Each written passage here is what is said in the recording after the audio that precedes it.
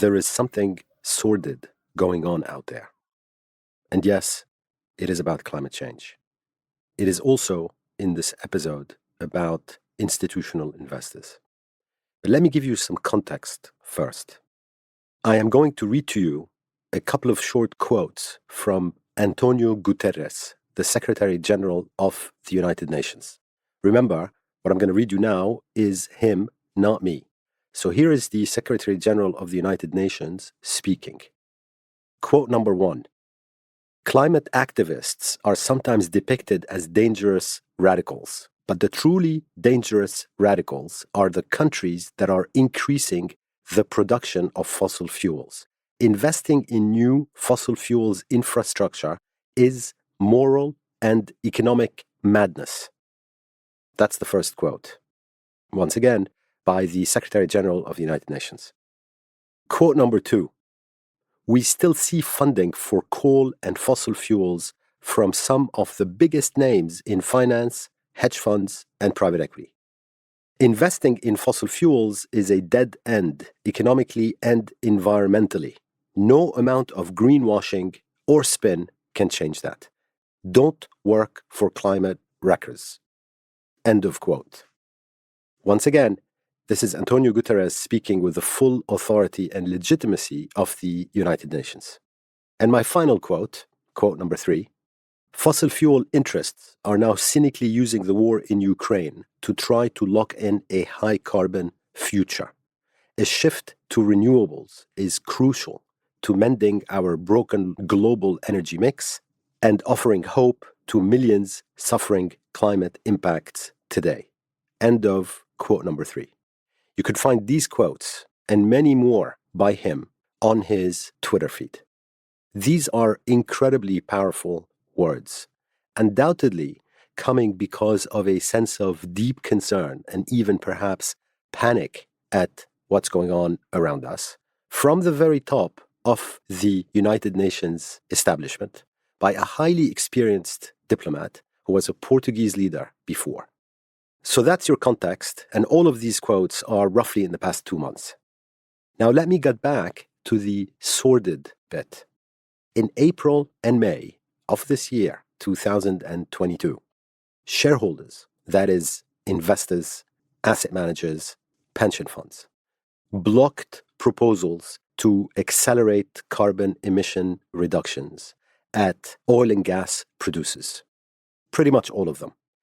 The investors blocked the proposals at Total, at BP, at Shell, at Occidental Petroleum, at ConocoPhillips, at Chevron, and of course at ExxonMobil. What is going on, you might wonder? Welcome to episode 62 of The Angry Clean Energy Guy with me, Asad Razouk. I am so happy you're here. Thank you.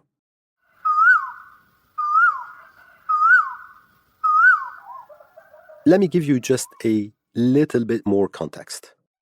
The now famous Paris Agreement is a legally binding international treaty on climate change. It was adopted in 2015, just 7 years ago, and then entered into force the following year in 2016. The goal of the Paris Agreement was to limit global warming to 2 degrees Celsius compared to pre-industrial levels. And it was the very first time all nations came together to combat climate change in an organized fashion, after decades of talking about it. How many decades? 5, to be exact. I spoke recently at an event called Stockholm Plus 50. The 50 referred to 50 years since the Stockholm Conference, a UN scientific conference, which is also known as the very first Earth Summit, and which was held in June 1972. That was perhaps the first time that the world adopted a declaration that set out principles for the preservation and enhancement of the environment. It also set out an action plan with recommendations for international environmental action. And one of the things I said at Stockholm Plus 50 is that I very much hope we will not have a Stockholm Plus 70. Enough with the talking. So the Paris Agreement, 7 years ago, was really the first time all nations came together with an action plan. Before Paris, panic had begun to set in. Why? Because emissions kept relentlessly rising. And then over time, more and more countries were living climate change. And the agreement in Paris, and I was there and I remember the whole period vividly, came when a fundamental compromise, because that's what it was made.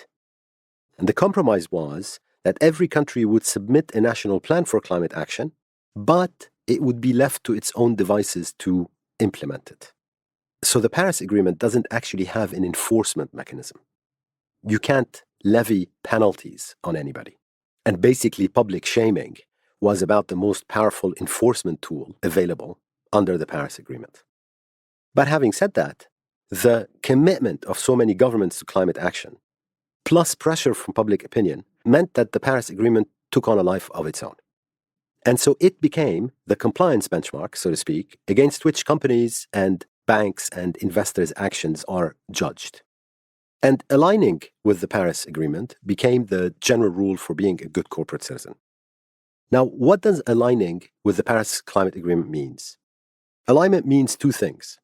We've already locked in 1.5 degrees Celsius warming above pre-industrialization, and we will actually physically cross this threshold in the next few years, well before 2030.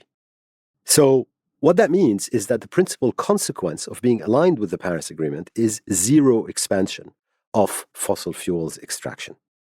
And this was affirmed recently by both the International Energy Agency and the IPCC. Now, the second consequence of the Paris Agreement is that we must cut emissions 50% by 2030 and then to zero by 2050. And that's just to have a 50% chance of limiting global warming to 2 degrees Celsius compared to pre-industrial times. So that's what aligning with the Paris Agreement means. 1, zero expansion of fossil fuels, and then 2, cut emissions. Now, you have to do this without wishful thinking about carbon capture technology, which doesn't work, and other magic solutions like geoengineering, which don't work and won't work and aren't going to happen. Now, of course, investors, asset managers, pension funds, banks, and for that matter, insurance companies and law firms, all very sophisticated institutions, are intimately familiar with the Paris Agreement, at least somewhere within their organization. So they know what it means, and many have made public pronouncements to assure us that they are aligned with the Paris Agreement. But their actions completely ignore it. So at the May 2022, which is a few days ago, ExxonMobil shareholder vote, here is what these very same investors did. 72% voted against ExxonMobil reducing emissions. 72%. 90% voted against ExxonMobil telling us what its low-carbon strategy is.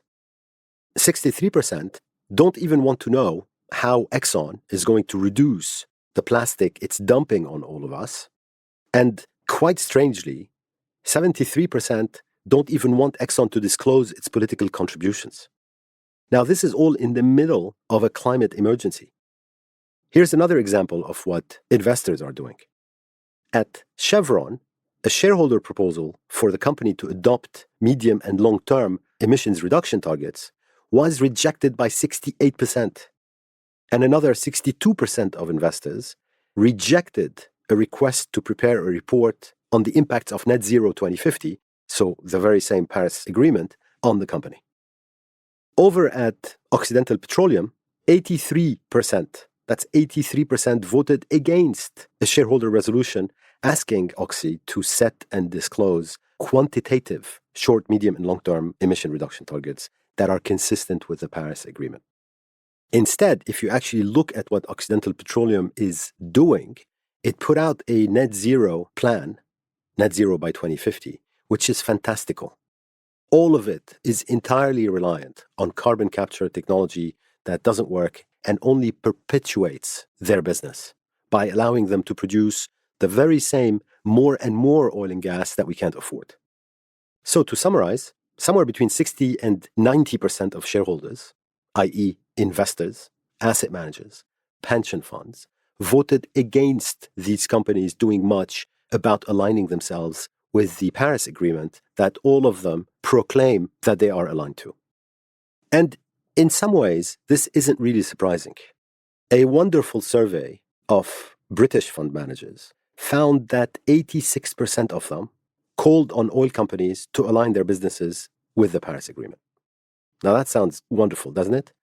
Almost all the UK fund managers call on oil companies to align their businesses with the climate goals of the Paris Agreement. Now, not only do they not vote for resolutions that would force these companies to do so, but in addition, more than 50% of the very same fund managers have zero policies that will align their own investments with the Paris climate goals. So if you're a fund manager calling on oil companies to do what you're not doing, what's the point exactly? And I'll give you another example. Research into the deforestation activities of 200 major institutional investors, so pretty much the largest 200 in the world, showed that they gave money, they backed companies linked to deforestation, a fundamental driver of climate change, to the tune of $280 billion since the Paris Agreement. So just in 7 years, $280 billion. And they did that overwhelmingly without due diligence. That is, due diligence to check what's going on in relation to human rights or labor or deforestation impacts.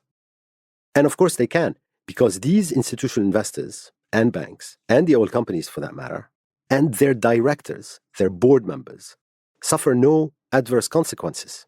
So nobody's going after the directors because they're ignoring deforestation risk and climate risk. And meanwhile, they're making money directly out of climate destruction.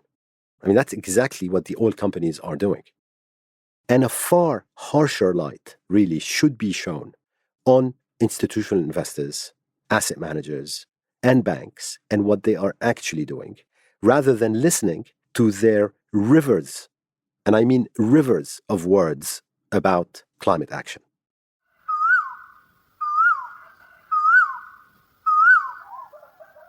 A little more than a week ago, Stuart Kirk, who is still the global head of responsible investing at HSBC's asset management division, went up on a podium and in front of the whole world, literally, because what he said went viral, accused central banks and policymakers of overstating the risks of climate change, and to use his own words, because they are out hyperboling the next guy. And the very title of his presentation was Why Investors Need Not Worry About Climate Risk. Now, apparently that presentation was approved by HSBC, but nonetheless, because people were outraged, mostly by the hypocrisy, he was suspended from his job. And as far as I know, he's still suspended today.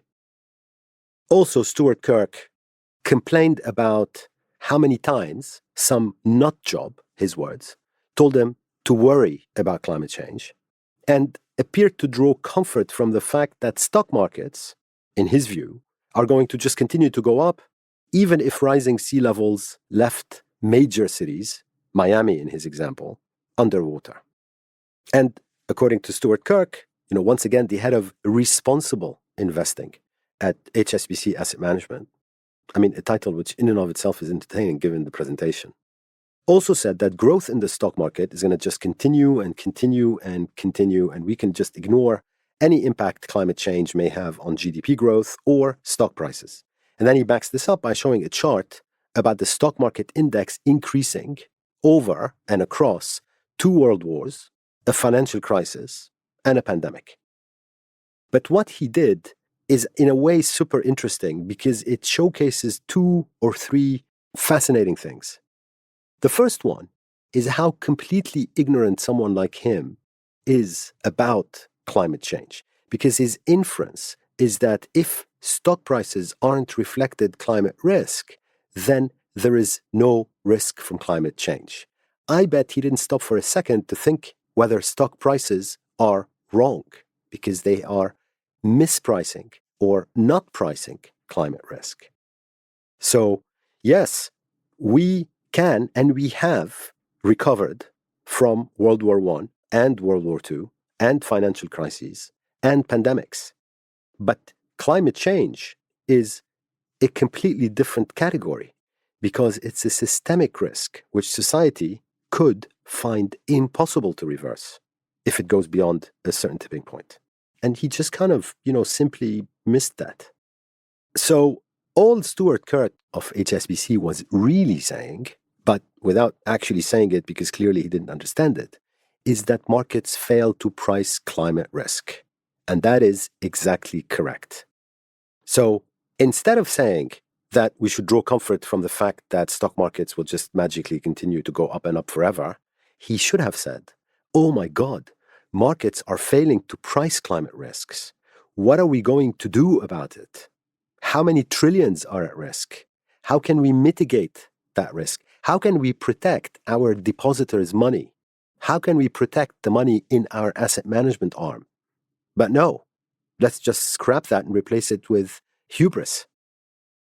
And finally, Stuart Kirk did us a favor.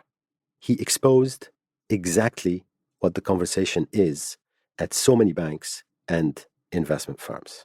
It's about how to make money right now and take that annual bonus check back home this year without any regard whatsoever about the consequences of one's actions or what happens because of climate change tomorrow, or even what's happening because of climate change all around us right now. Thank you so much for listening to this episode 62 of the Very Angry Today Clean Energy Guy with me, Asad Razouk, and have a wonderful couple of weeks.